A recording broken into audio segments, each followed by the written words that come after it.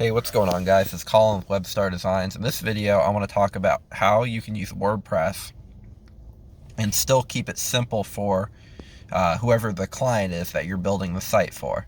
So one of the major advantages that like Wix and Squarespace has, as opposed to WordPress, is that it has a very simple backend. So, um, you know, someone who isn't very tech savvy can still use Wix and Squarespace and make a decent website. Now, the reason why a lot of developers and people who are making professional websites want to use WordPress is because it gives us more customization options. Now, with that comes more, intricacy, a more intricate menu. There's a lot of ways that a website can get messed up if the client is on the back end adding stuff. Maybe they go into the wrong plugin or they delete something. So with WordPress, it is pretty easy for someone who doesn't really know what they're doing to go in there and like mess something up, and it'll take a lot of time to repair it. So there's certain plugins that you can use that will allow WordPress to become the best of both worlds. So you can do all your customization, but also make it so that your client can go into the back end and do the stuff that they need to do without, risking breaking the site or having it be overcomplicated for them. So to make WordPress easy for your clients, I actually have a list here of a few plugins that I like to use so to make the back end WordPress easy to use.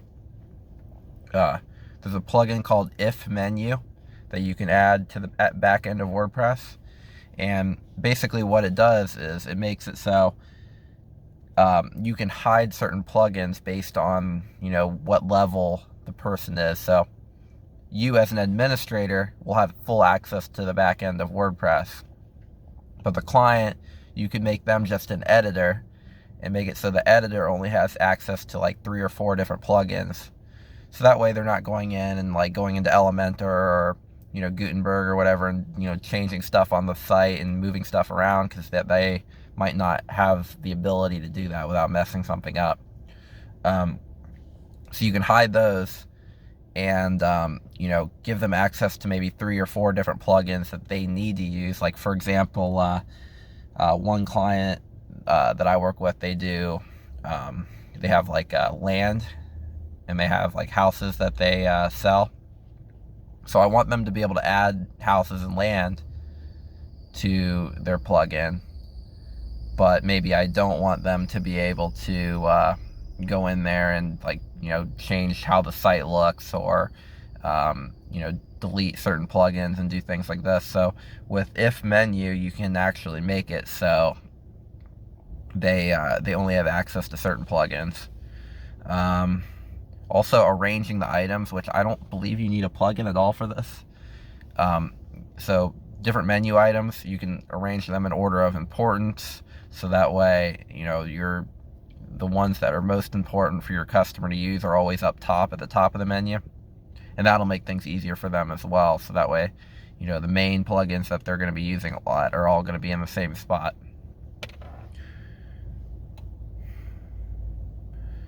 Also, another really important thing is to use or make plugins for things that are going to be changed a lot. So, like for example, if you have a bunch of land, a business has a bunch of land that they need to be able to change, instead of adding the land directly into Elementor or directly into the page builder that you're using a plugin will make it easier, because they can just go in on the back end, add the picture that they need, add the title that they need, and they won't have to make changes to the actual page of the website, because it'll all be right there listed.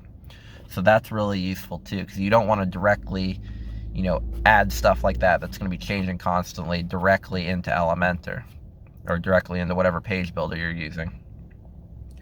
Another really important thing, so if you are going to have a client that's making regular changes to the website, make sure you have an automatic backup plugin set up. So that way, the site will get backed up every day, every 2 days, or however many times you want it to happen. So that way, if something does get broken, you can just restore the last backup, and that really makes things easy. I I prefer to do manual backups of my WordPress site, just because if that plugin ever goes away, I want to still be able to restore my website. So making manual backups is still important, just in case something were to happen with that plugin where it's not compatible anymore, or whoever made that plugin just decides they want to remove it. So you should definitely be making manual backups, but using a plugin to do backups will make it safer and more automated. So that way your client can make changes to the website and you don't have to worry about having a lot of damage happening, because you can just roll it back.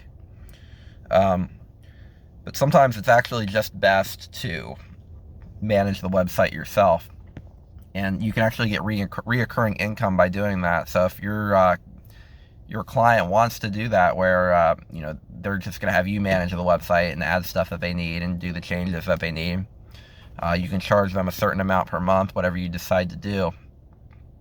And so that way you don't have to worry about something getting broken on the web page, and they don't have to spend all the time trying to figure out the back end of WordPress. Some clients will still want to do it themselves. Maybe they don't want to have to do that monthly income thing. Maybe they just want to be able to make changes right there on the spot without having to contact someone else. So if they do decide to do that, using all these tips and tricks that I showed you in this video will be really helpful with making sure that website stays up and running and it's easy for the client. So thank you guys for watching, and I will see you all in the next video.